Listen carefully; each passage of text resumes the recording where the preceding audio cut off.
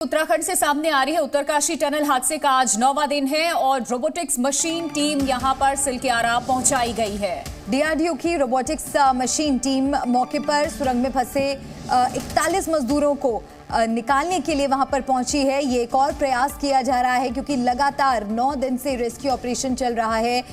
कई तकनीकों का इस्तेमाल किया जा चुका है लेकिन अब तक रेस्क्यू ऑपरेशन सफलतापूर्वक खत्म नहीं हो पाया है। मजदूर अभी भी अंदर फंसे हुए हैं, हालांकि उनसे बातचीत की जा रही है, उनसे संपर्क साधने की भी कोशिश लगातार की जा रही है। उन्हें भरोसा दिलाया जा रहा है कि जल्द से जल्द उन तक मदद पहुंचेगी। लेकिन आपको बता दें इस हादसे को 9 दिन बीत चुके हैं और अब हम आपको कुछ और तस्वीरें दिखाते हैं इस खबर से जुड़ी। ये 3 तस्वीरें आपके सामने। उत्तरकाशी में ऑपरेशन लगातार 9वें दिन भी जारी है और अभी तक हालांकि सफलता नहीं मिल पाई है। एक भी मजदूर को बाहर नहीं निकाला जा सका है। एंट्री से 300 मीटर दूर तक ड्रिल इस वक्त किया गया है और SJVNL की टीम अब ड्रिल करेगी आगे। नई मशीन मौके पर लाई गई है। टनल में ड्रिलिंग से रास्ता बनाया जाएगा और फिर मजदूरों का रेस्क्यू होगा। उत्तरकाशी में ऑपरेशन 9वें दिन जारी है। ये तस्वीरें इस वक्त 3 आपको दिखा रहे हैं। उत्तरकाशी हादसे के बाद रेस्क्यू ऑपरेशन का आज 9वां दिन। लगातार टनल के ऊपर रास्ता बनाने का काम भी इस वक्त चल रहा है और टनल के प्रवेश द्वार से तकरीबन 300 मीटर की दूरी पर अब ड्रिल किया जाना है। देखिए ग्राउंड जीरो से रामानुज की खास रिपोर्ट। वर्टिकल ड्रिलिंग के लिए BRO किस तरह के सड़क का निर्माण कर रहा है। आप देखिए कि आज रेस्क्यू ऑपरेशन के 9वें दिन लगातार युद्ध स्तर पर कितनी चुनौतियों का सामना करते हुए इस रेस्क्यू ऑपरेशन को अंजाम तक पहुंचाने के लिए BRO की टीम इसी तरह से एक्सीवेटर, बड़ी हैवी मशीनों के जरिए और इतनी ऊंचाई पर लगातार सड़क बना रही है। चूँकि जो SJVNL की टीम है वो आगे चल कर के एक ड्रिल करेगी जिसकी ड्रिलिंग की कैपेसिटी 90 मीटर से 100 मीटर तक है और उसकी 75 टन की मशीन भी यहाँ पे पहुँचनी है। और अभी तक जो जानकारी है उसके मुताबिक उड़ीसा और गुजरात से उस हैवी मशीन को यहाँ पर मंगाया जा रहा है और आप देखेंगे कि इतना पतला ये रास्ता है और इस रास्ते के जरिए से ही इस रास्ते को तैयार किया जा रहा है जहां पर ड्रिलिंग की जाएगी और ड्रिलिंग के जरिए ही उस टनल में उतरने की कोशिश है जहां मजदूर फंसे हुए हैं और यही वो क्षेत्र है जहां से नीचे होकर के टनल जा रही है।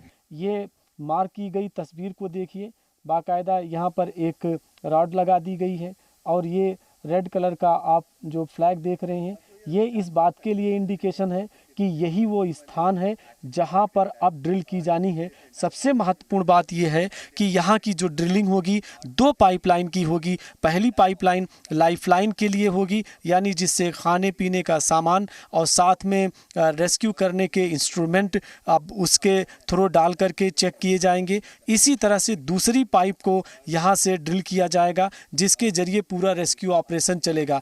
इस वक्त जहाँ जी मीडिया की टीम है ठीक इसी के नीचे मजदूर टनल में फंसे हुए हैं और आप यहां से आगे सामने भी देखेंगे तकरीबन 60 से 70 मीटर के दूर पर भी एक फ्लैग इसी तरह से लगाया गया है, मार्क किया गया है कि टनल इसी पहाड़ी के नीचे से होकर गुजरता है। तो आज ग्राउंड जीरो पर आपको ये दिखा रहे हैं कि रेस्क्यू ऑपरेशन का वो पार्ट जिसका इंतजार है, जिसमें SJVNL और RBNL की टीम यहाँ पर ड्रिल करेगी और ये ड्रिलिंग जो होगी वो तकरीबन 75 टन की जो मशीन है वो आएगी और ड्रिल का काम शुरू करेगी। पूरी एक टीम है जिसमें NDRF, SDRF और साथ में SJVNL, NHIDCL, ONGC और इसी तरह से BRO की मदद से पूरा एक रेस्क्यू ऑपरेशन का जो सबसे महत्वपूर्ण पार्ट होगा वो यहाँ से शुरू होगा। और ग्राउंड जीरो पर आपको दिखाते हैं कि ये मार्किंग हो चुकी है, यहाँ पर निशान लग चुके हैं। रेस्क्यू ऑपरेशन अब यहाँ से किया जाएगा।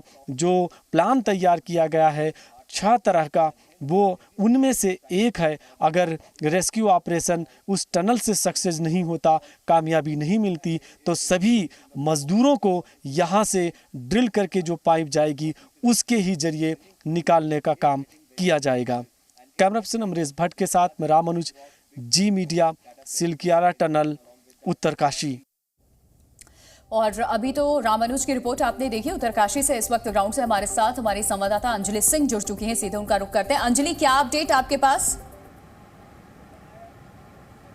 जी देखिए, अभी तक यहाँ पर जो मशीनें हैं वो लाई गई थी सुबह से, और इसके साथ ही DRDO की रोबोटिक्स की टीम जो है वो यहाँ पहुँच गई है। तो दक्ष रोबोट जिसको लाने की का इंतज़ार किया जा रहा था वो पहुँच गया है, और इसको किस तरह से इस्तेमाल किया जाएगा वो आपको बताते हैं कि दरअसल ये इसकी खासियत ये है कि एक तो कॉम्पैक्ट साइज़ में होता है, यानी टनल का ये जो हिस्सा दिख रहा है यहाँ से अंदर भेजा जाएगा इस रोबोट को, और ये रास्ते में आने वाली किसी हजार्डस चीज़ को बहुत ही डेलिकेटली डिटेक्ट भी करता है, उसको डिस्ट्रॉय भी करने की क्षमता रखता है, और इसके साथ ही अंदर ये भेजकर देखा जाएगा कि कैमरा के ज़रिए कि आखिर किन जगहों पर स्पेस है या कोई ऐसी रुकावट वाली जगह ना हो, उस जगह की तलाश की जाएगी। और अंदर की तरफ भी एक माइक्रो ड्रोन जो है भेजा जाएगा, जिसके ज़रिए अंदर जहाँ पर मजदूर फंसे हुए हैं वो 2 किलोमीटर का तकरीबन एरिया है, तो वहाँ की स्थिति का भी जो है वो पता लगाया जाएगा।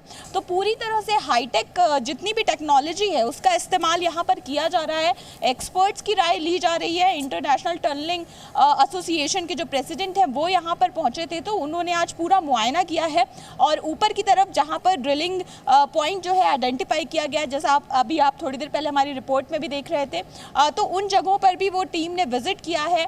वहाँ पर क्या जो यहाँ पर सॉइल या कह सकते हैं जो चट्टान का स्ट्रेटा है वो किस तरह से अलग अलग तरीके का है, इन तमाम चीजों पर जो है अपडेट लिया गया है, और अब आगे प्रक्रिया जो है वो जारी है। अंजलि, आप बनी रहिए हमारे साथ। इस बीच हम दर्शकों को एक और बड़ी खबर बता दें।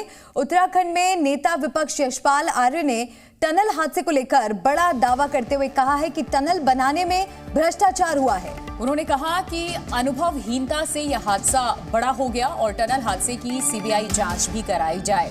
यानी कि सीधे तौर पे जो कंपनी इस टनल का निर्माण कर रही थी उसके ऊपर ये आरोप लगाया गया है टनल बनाने में भ्रष्टाचार का। यशपाल आर्य ने आरोप लगाया, कहा कि एक्सपीरियंस नहीं था जिसकी वजह से बड़ा हादसा हुआ। साफ जाहिर है कि इस परियोजना के बनने में भारी भ्रष्टाचार हुआ है, और जिन्होंने परियोजना का प्रारूप या मसौदा तैयार किया, प्रोजेक्ट तैयार किया, वो अनुभवहीन थे। तो उनकी अनुभवहीनता और भ्रष्टाचार ऑपरेशन को लेकर कांग्रेस पार्टी का क्या स्टैंड? अरे मैं ये बात तो सुनिए, इन शब्दों को भी जोड़ लीजिए। ये सबसे बड़ा इशू है कि भ्रष्टाचार, अनुभवहीनता की वजह से इतना बड़ा ये हादसा हुआ है। और अब आपको 2 तस्वीरें आइए दिखाते हैं। ऑस्ट्रेलिया से पहुंचे अंतर्राष्ट्रीय विशेषज्ञ अर्नाल्ड डिस्क ड्रिल के बारे में तकनीकी टीम की अब किस तरीके से मदद कर रहे हैं वो तस्वीर आपके सामने है। वहीं पूजा अर्चना कर भगवान से भी मदद की गुहार लगाई जा रही है। 9 दिन हो चुके हैं इस हादसे को। अंजलि हमारे साथ लगातार बनी हुई है। अंजलि, उम्मीद अब भी बरकरार है, लेकिन इंतजार बहुत लंबा हो चुका है। कई तकनीकों का इस्तेमाल अब तक किया जा चुका है। अभी जो नई तकनीक का इस्तेमाल हो रहा है, क्या उम्मीद है कब तक ये रेस्क्यू ऑपरेशन खत्म हो पाएगा? जी देखिए, ये एक बड़ा सवाल है। लगातार हम भी अथॉरिटीज से और जितने भी बड़े यहाँ पर नेता आ रहे हैं, मंत्री आ रहे हैं, उनसे पूछ रहे हैं।